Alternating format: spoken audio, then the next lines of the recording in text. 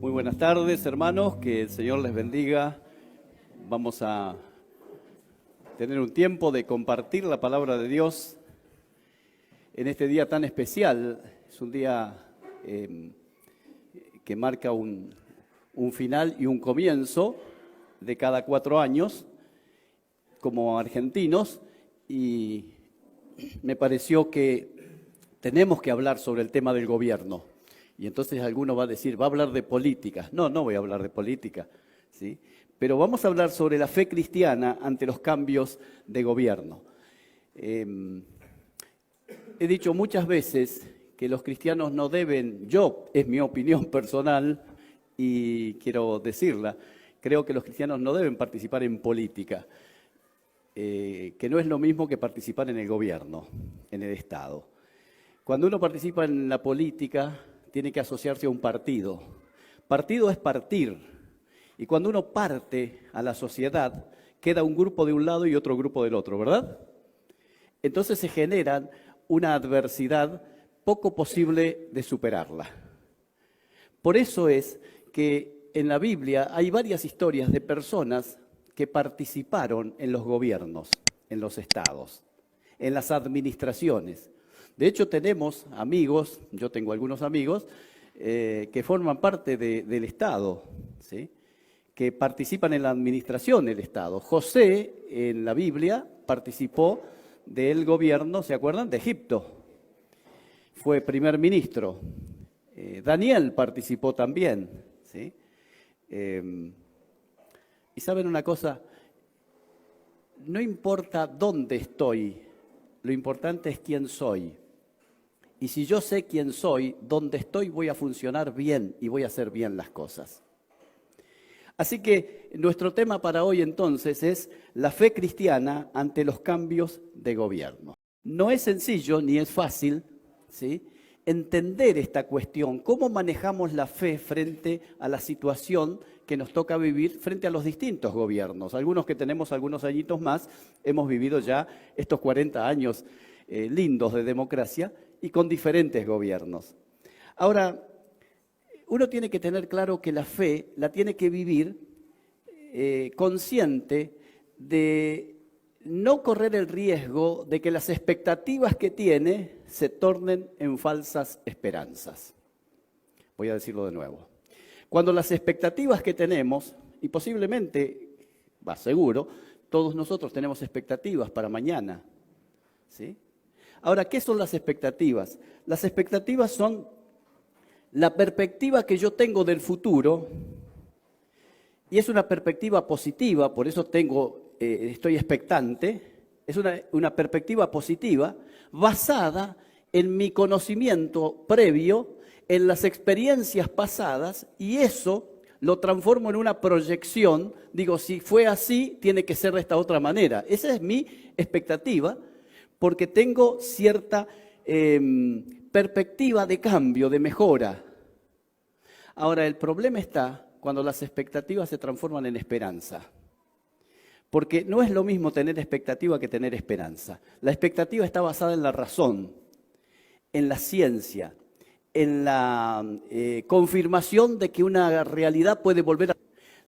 La esperanza no está basada en mi razón. La esperanza está basada en la fe. Mirá, yo sé que no tengo ninguna posibilidad, pero tengo mucha fe de que va a ser así.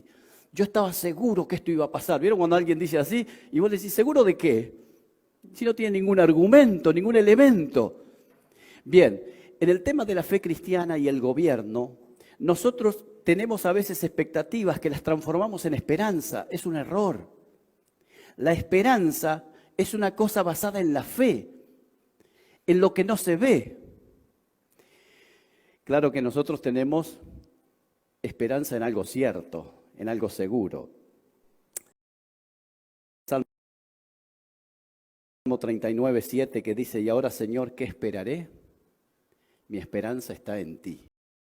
Así que partimos de movida, de entrada, en esta charla, en esta reflexión que quiero compartirles. No tengamos esperanza. Podemos tener expectativas, pero las esperanzas no pueden estar basadas o puestas en lo de abajo. La fe cristiana frente a los gobiernos tiene que ver también con la verdad, ¿sí?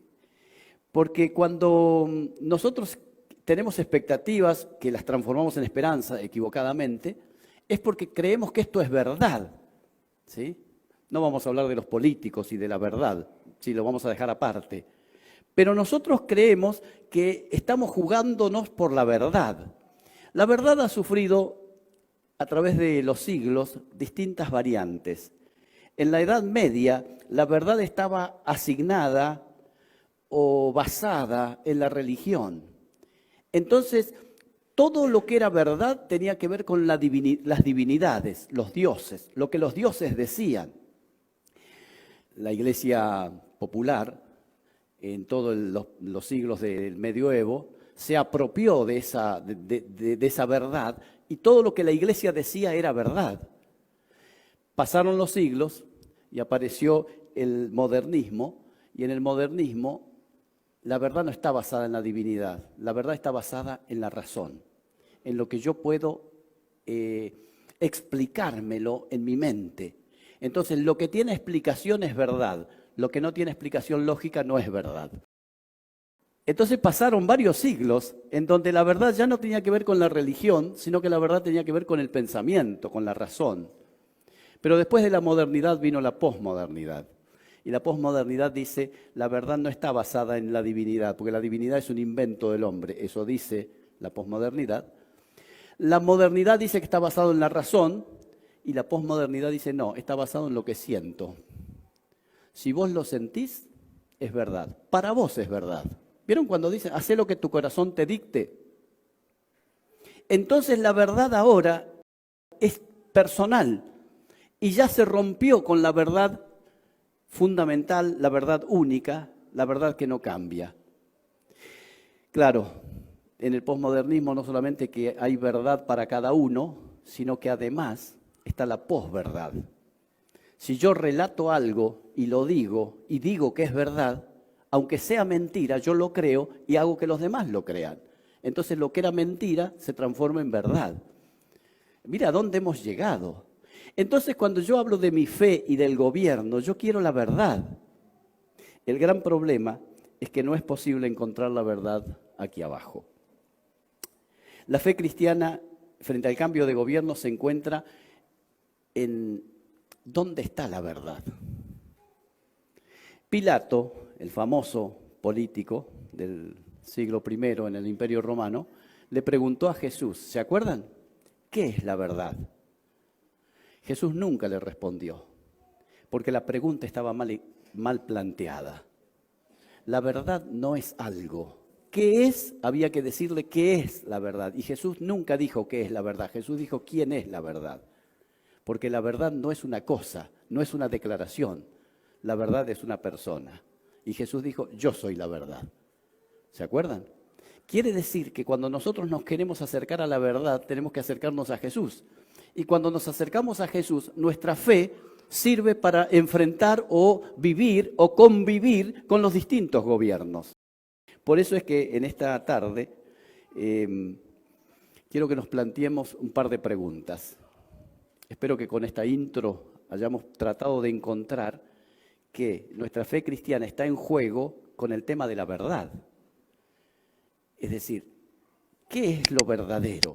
Porque el gran problema que en la política se transforma en una religión, ¿vieron?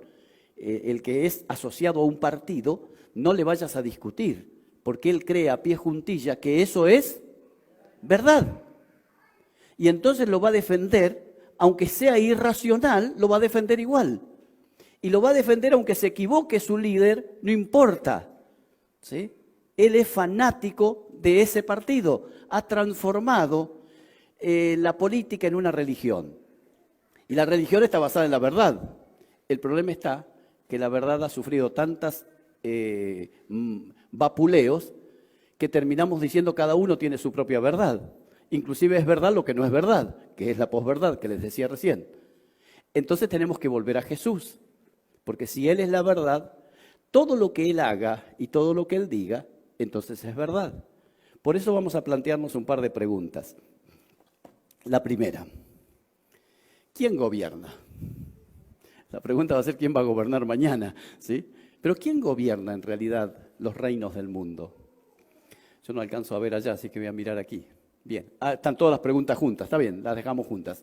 Vamos a plantearnos 3 preguntas y una última para irnos con una respuesta acerca de qué hacemos con nuestra fe y con el gobierno actual y el gobierno dentro de 15 días. La primera es quién gobierna. Cuando Daniel, el profeta, es llevado siendo muy muchacho al imperio babilónico, el imperio caldeo, no le voy a contar toda la historia, ustedes la saben.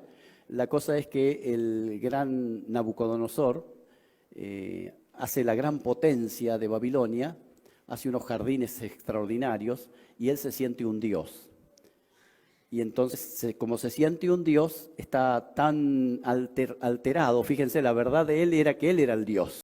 Entonces tiene un sueño que lo perturba y viene Daniel, que era el único que le pudo interpretar el sueño, porque Nabucodonosor soñó con una imagen, la han leído, ¿verdad? Y si no, léanla, capítulo 2 de Daniel, ¿sí? Una imagen que tenía distintos materiales, hasta el final en los pies era de barro, y Nabucodonosor quedó perturbado, entonces llamaron a Daniel, Daniel interpreta el sueño y le dice, mira, Nabucodonosor, aunque la interpretación del sueño es que tu reino va a ser destruido, sin embargo, si vos obedeces a Dios, Dios te va a mantener.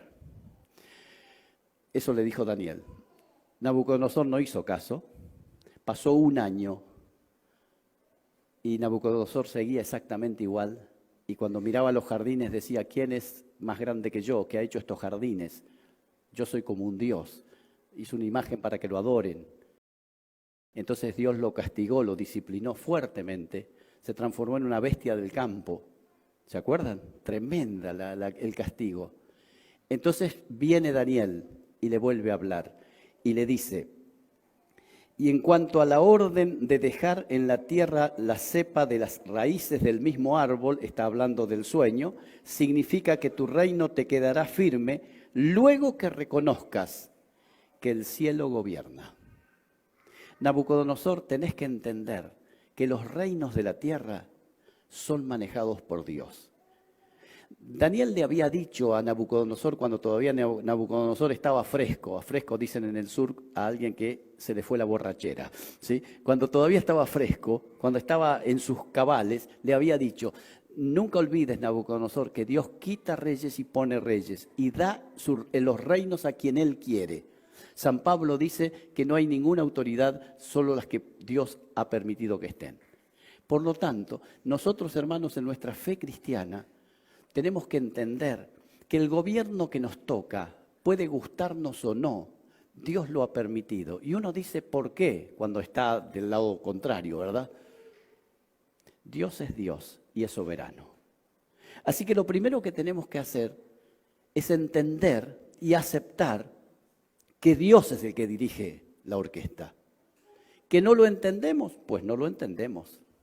Pero nosotros debemos procurar hacer las cosas bien en el lugar donde estamos y en las condiciones que tenemos. No decir, si el gobierno cambiara, ahora va a cambiar, y dentro de un tiempito no sé quién va a gobernar, seguramente van a haber los que están muy enojados con el gobierno.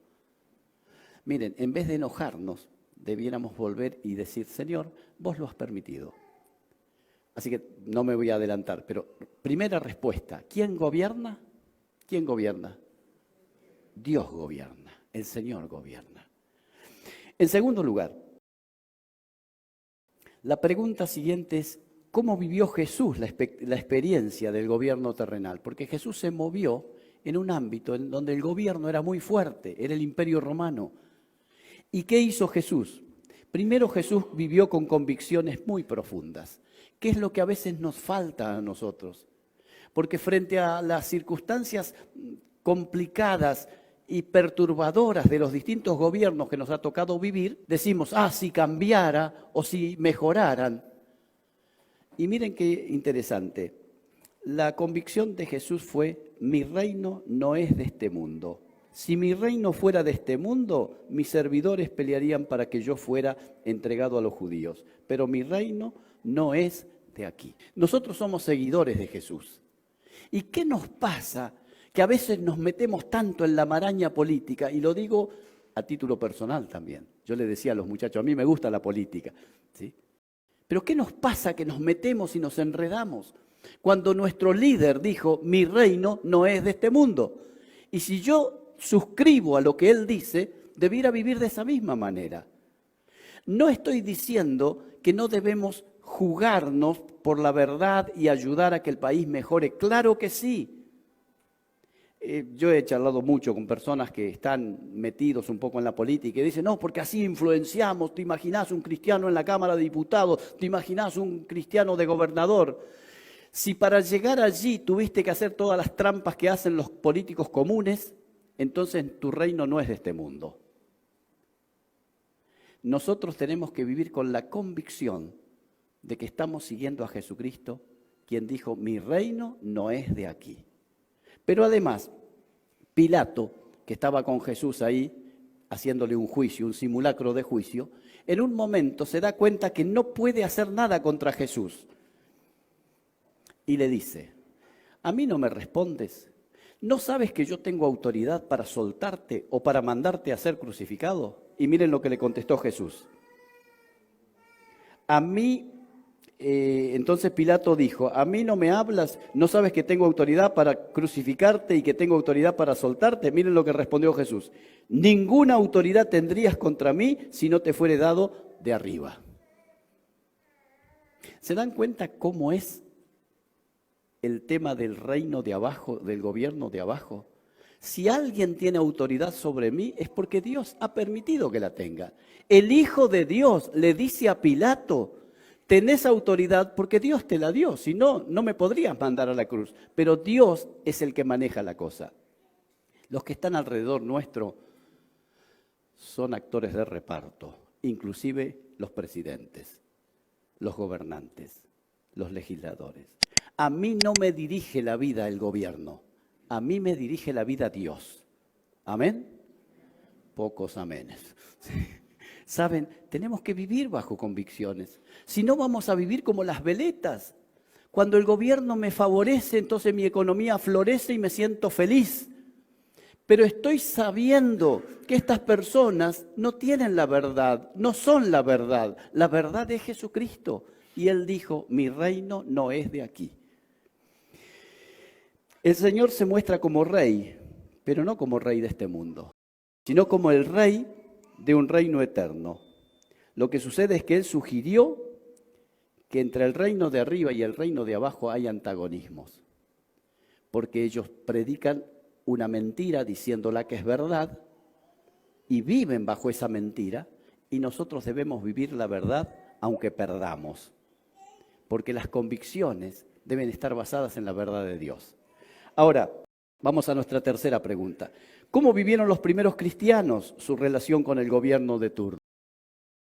Porque los primeros cristianos también vivieron en una vida real. Nosotros a veces creemos que la iglesia del siglo I era una iglesia de toda gente muy especial, muy espiritual, ¿sí? Es verdad que tuvieron experiencias especiales, pero eran hombres y mujeres comunes y corrientes, iguales que nosotros.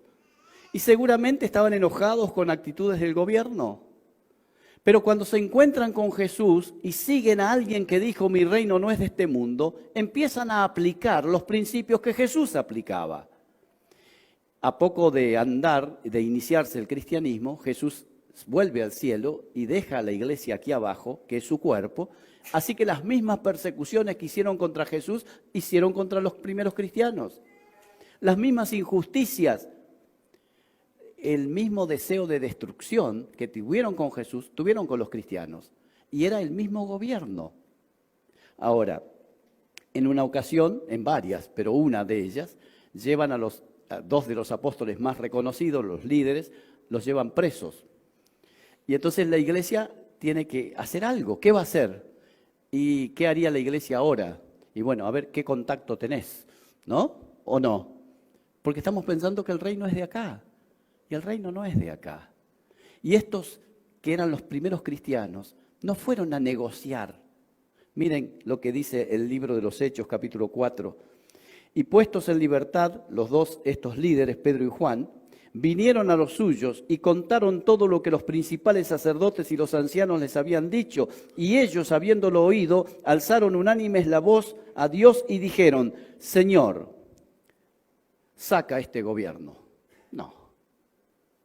Ellos dijeron: Soberano Señor, tú eres el Dios que hiciste el cielo y la tierra, el mar y todo lo que en ellos hay. Que por boca de David tu siervo dijiste, y citan una profecía del Salmo 2, y luego dicen: porque verdaderamente se unieron en esta ciudad contra tu santo Hijo Jesús, a quien ungiste Herodes y Poncio Pilato con los gentiles y el pueblo de Israel, para hacer cuanto tu mano y tu consejo habían antes determinado que sucediera. ¿De qué están hablando? ¿De que quién gobierna? Dios.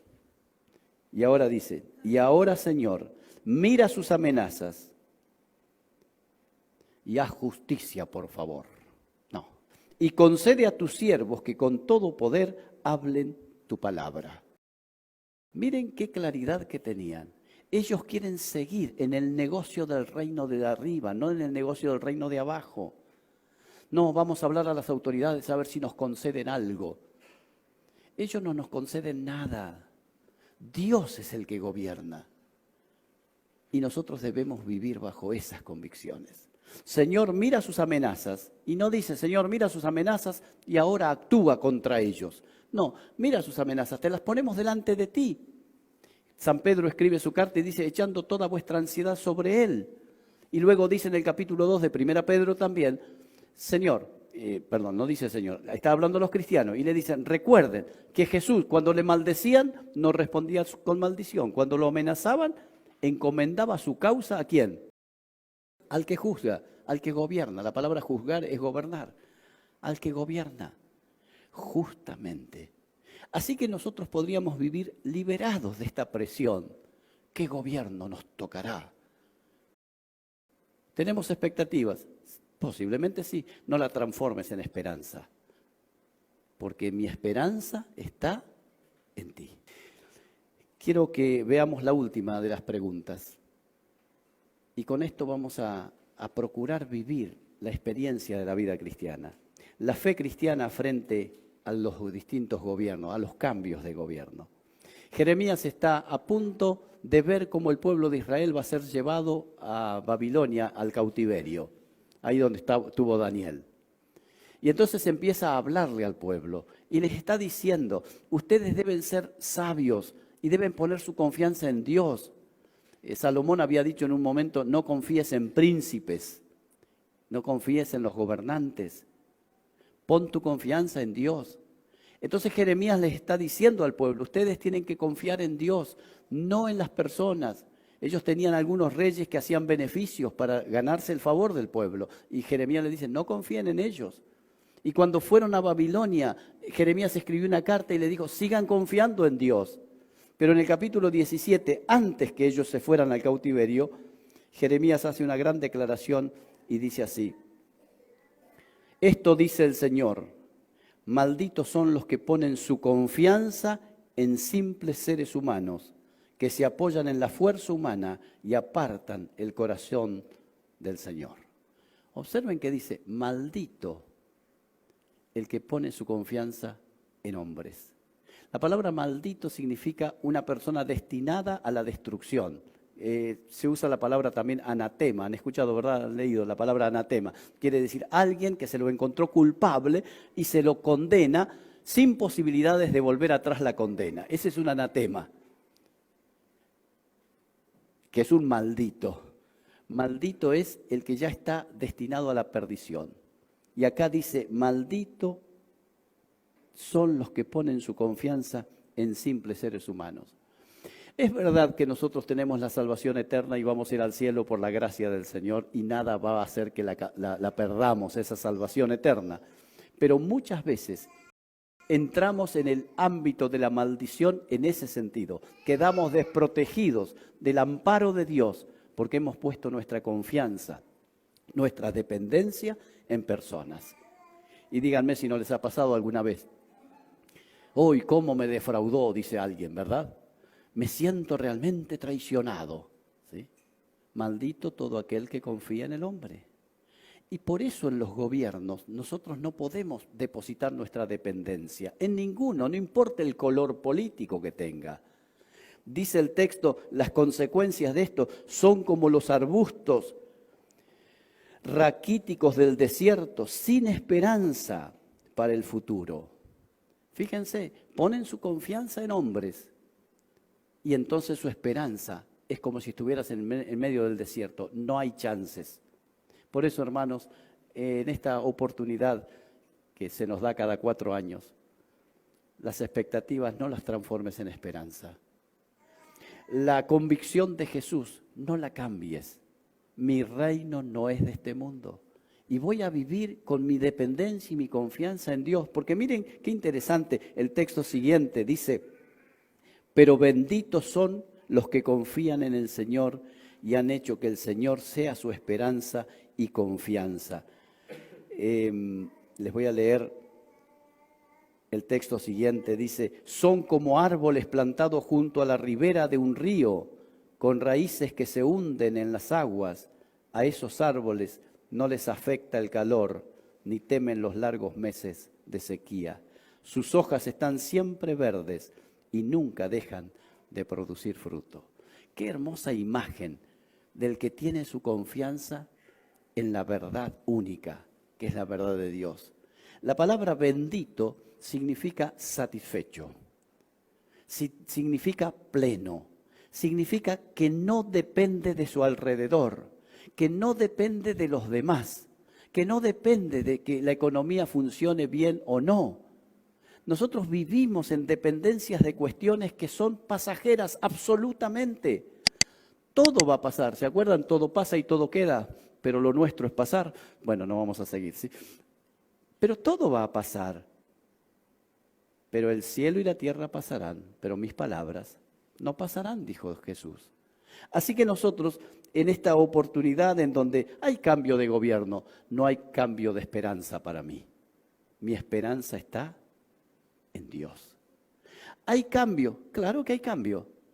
Pero miren, yo estoy confiando en Dios. Y la consecuencia es, dice, que la consecuencia es que seremos como árboles plantados cerca de un río y que seremos árboles que el calor no nos va a afectar y que seremos árboles que tendrán fruto en abundancia. Seremos personas productivas que vamos a afectar a la gente que nos rodea con bendición. Que no seremos gente que está amargada porque perdió mi partido. Yo nunca debí haber tenido partido. Porque si eso me amarga, mi reino era de este mundo. Mi reino no es de este mundo. Por lo tanto, gane el blanco, gane el, iba a decir el negro, pero no hay partido negro. Gane el blanco, gane el amarillo, el rojo, no importa. Mi reino no es de este mundo. Y yo suscribo al reino de Dios. Así que, hermanos, en esta tarde terminamos con el texto, ¿está? Lo ponemos, lo leemos todos juntos. Y ahora, Señor, ¿qué esperaré? Mi esperanza está en ti. Amén.